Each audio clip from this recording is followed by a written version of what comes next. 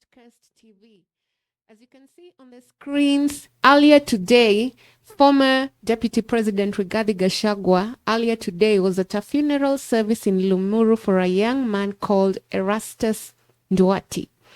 Former Deputy President Rigathi Gachagua has spoken out after an attack against him during a funeral in Limuru. In a lengthy statement, this is what he had to say. As Kenyans are well aware, earlier this week, the government withdrew the final aspects of my security that was in place after the impeachment process we are contesting. However, we did not raise issue with this decision by government, although expectations were that any Kenyan who has served at the level of government that I was privileged to serve at would be secured by government even after leaving office. However, it now looks like the decision to withdraw my security was to leave me exposed to the kind of attack we have witnessed today. Today I was at a funeral service in Limuru for a young man called Erastus Nduati. While we were preparing to lay the young man to rest, Goons attacked us and the other mourners who were present, including children. The gangsters were armed with stones, machetes, iron bars, and sticks. They descended randomly on mourners present and attacked them, using the weapons they had as well as using the plastic seats available. A specific group followed me as I went to my car, which they proceeded to attack with stones and iron bars. We literally drove out of the venue under a hail of rocks. This is a very sad state of affairs and a major low for the state, who were clearly complicit in these actions. We just especially remember the family that had a loved one in a casket, who had to run to safety despite their profound grief. We will not be scared away from standing with Kenyans who need us to support them in their moments of need. We just expect such a terrible moment of shame will not be repeated. That was the statement by the former Deputy President Rigathi Gachagua after an attack at Limuru today during the burial ceremony of Erastus. So Don, what do you think? Yeah, so as much as many people are saying that it's time, because there was a time of Raila Odinga to experience such stuff. But you see, for Gachagua, it's a totally different case, because, for example, someone like Raila Odinga had a home, and it was rare for the news of Raila Odinga being attacked in somewhere like Nyanza. It was very rare to hear that. So many things happened, and the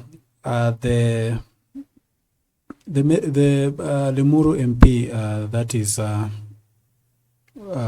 John Kiragu, was accused of being part of that operation to disrupt that meeting or that burial that was attended by former Deputy President Rigathi Gachagua.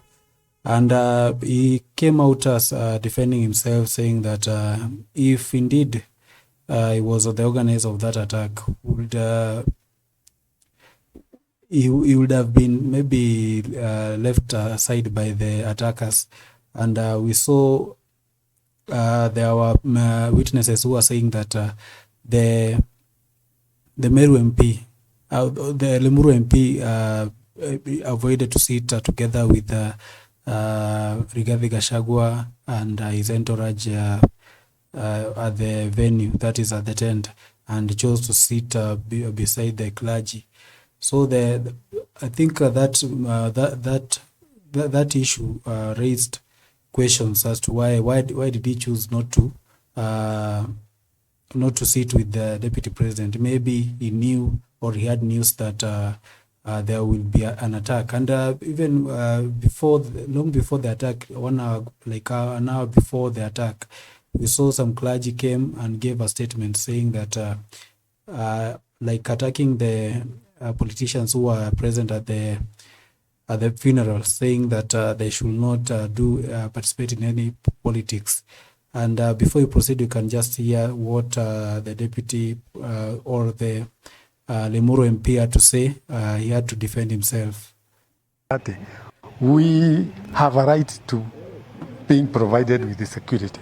And for me, former members of parliament or sitting members of parliament, and also, like a former deputy president, if the government assesses and we present or somebody presents a case, it should be reviewed, and it should be made sure that he is safe, like all of us, because I would imagine he is not just an ordinary person. He is somebody who is politically. Mimi ningekuwa mtu wa kuvuruga, si basi ningejua vile nitajikinga.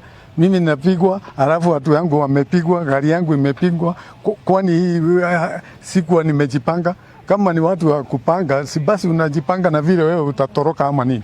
Hii maneno mimi nimeshangaa kwa sababu imeanza kama kitu kidogo tu, alafu all of a sudden hii kitu imepasuka ako hapo mbele, na mimi nilikuwa sawa. Kwa hivyo mimi sikuwa na hiyo sikuwa nafikiri kuna shida, lakini unajua kama watu wamepanga na huwezi kusema you insist. Kwa hivyo mimi nikaona mimi sitaki kuvurutana, mimi wacha nikae pahali nitapata nafasi. Yeah, so as the person or the MP is saying there, and it is clearly or it is in public domain that the Limuru MP John Kiragu is a staunch member or a staunch supporter of and a friend of President William Ruto. So that begs the question. For example, we see a situation when Deputy President Rigathi Gachagua was in power, and maybe he goes to a funeral somewhere like Limuru. There's always that protocol to receive him. For example, there should be the area MCA and the area MP, and to receive him and also to give him proper, how is it called, like, proper reception, and maybe proper reception. For example, if a person visits you in your own house, you have all the power. You know where each and every corner of your home, and the guest doesn't have any idea where things are or what happens in that house. So it's very clear that maybe he had organized because of those signs and symptoms. And then there's this issue of withdrawal of security by the government from Rigathi Gachagua. Yeah, so maybe I can say that the government is also guilty in this situation, the whole of the situation, as much as maybe, for example, if maybe they had not organized, because you see in this situation, nawezaona kuna kitu kimefanyika and I can do. Maybe I'm not even interested with the government's money or the MP's money, but I just want to cause chaos here. And because I know at the end of the day, the person that stands accused in this situation is the government or something. So I guess removing the security and those attacks we've seen by the government MPs who are siding with Ruto, attacking the deputy presidents, all indicates that maybe in one way or another there may be something. Or what do you think? Well, according to me, I think that this is a very, very sad state of affairs, as Rigathi Gachagua, the former deputy president, has said. Mm-hmm.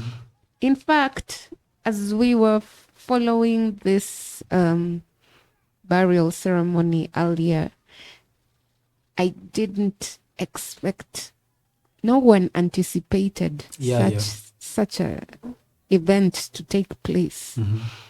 So this fallout between former deputy president and the current president of the Republic of Kenya, I think that the fact that the government has removed security and they have left the former deputy president too exposed, I think it's not right. Mm-hmm. Because I believe that the former politicians who are working in the opposition, mm-hmm. they had their own security. Yeah. Now, I think that as much as the president has had a fallout with his former deputy president, it's imperative that his security be returned. Yeah, that's Because- always yes. that should be always move. Yes, he needs to return his security, because the moment anything bad happens to Rigathi Gachagua, the former deputy president, I don't know what the mountain will result to. Matters to do with this government. Yeah, so as much as there is political games and hatred, I don't think it should reach this time, this senses of attacking each other. We've seen the politics like from Europe and the America. They always differ, but it doesn't reach to where it's reaching right now, because we've seen instances, especially in African countries, where politicians go to that stoop so low, such that they attack each other, and they're using the unemployed Kenyans who are idle. They are given maybe 100, 200 shillings to cause havoc to the people. So that is not a good move, and pia wananchi should avoid just being used by the politicians. For example, now I can imagine here, the person they were targeting was Rigathi Gachagua. Like according to the videos, even when you see the videos, when you look closely on the videos, you could just see that it was Gachagua that was being targeted here, but it flopped. The people that ended up being injured were the normal citizens. For example, when you go to a typical funeral at Ushago, which people attend such event, they are Waguka, or the grandfathers, the grandmothers, and the people that are able differently.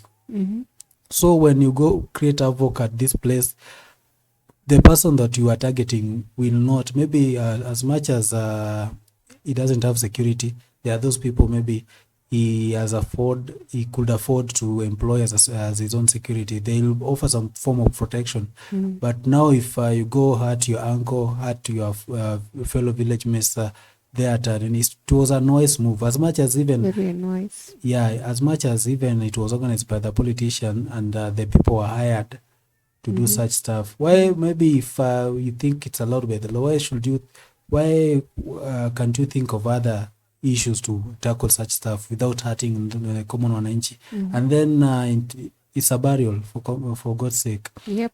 In the burial, people are mourning, people are, of course, you know the situation at the burial. People just meditating, like celebrating their loved one, and then you bring chaos at this moment. Because you see, after the event, the person was buried hurriedly. So I don't think it's a good move, and it's high time that Kenyans should avoid being used by the politicians to push such agendas. Violence is not tolerated. In any kind of violence is not tolerated, and they should be wise enough. Even the politicians should mature up, as much as even from the government side. They should mature up and play politics in a mature way. Violence isn't an answer to anything. Well, there's something you've said about the politicians maturing up. I think the current crop of politicians that we have now in Parliament, in the Senate, the MCAs, according to my opinion, I feel strongly that they are to blame, the government as well. And this current crop of politicians, plus the ones that we had in the past, we have had independence since 1963. How old are we now, democratically? Democratically, we are around 63 years, I guess. From 1963, that's 64, 60... Now, as much as old as we are, what steps have they taken to empower the young people? Why am I saying this? Now, the young people, or the goons who were hired by the politicians, if they had jobs, if they had access to capital, if they had access to credit, if they had access to finance or monies to start up their businesses, they would be busy. Yeah. They would not be exposed economically in a manner that they are just so idle and get hired by the politicians. Now, this is the problem with politics and leadership in Kenya and Africa as a whole. The politicians are selling their ideologies and selling their manifestos, but when it comes to the implementation of these manifestos, they do not implement them at all. And I think this is premeditated, and I think also this is just something that they have planned in their mind, a way to try and woo the masses. But when they get into the office, they try and retrieve back the monies that they used during their campaigns, which I think this culture should stop, whereby the politicians or the current upcoming politicians are just using the commoners so that they may get to the top and then not be held accountable or not be followed up by the people who elected them in terms of working to ensure that the services are delivered to the people. I think it's important that the way, I still repeat, that the way we do our politics in this country needs to change. This is a conversation that needs to start. I don't want to point out any politician, and I think the civil society should take up this kind of conversation and find out the root cause of why these politicians have not only President Ruto, but all of them. They have the culture of lies. There is no one who is a saint. All of them have tainted their hands. And I think, like you've said, violence is not the answer. And if we continue to spiral like this, violence keeps to spiral in each and every county. I don't know, there's going to be a lot of mayhem. This may lead to a lot of chaos, and it might just lead to lack of peace in this country, and I don't think we want to get to that point. Yeah, so thank you very much for watching this video. You can also tell us what you think hapo kwa comment section. What do you think should change? Should we as pia wananchi change our mindset? Because maybe politicians are old, and they say that you cannot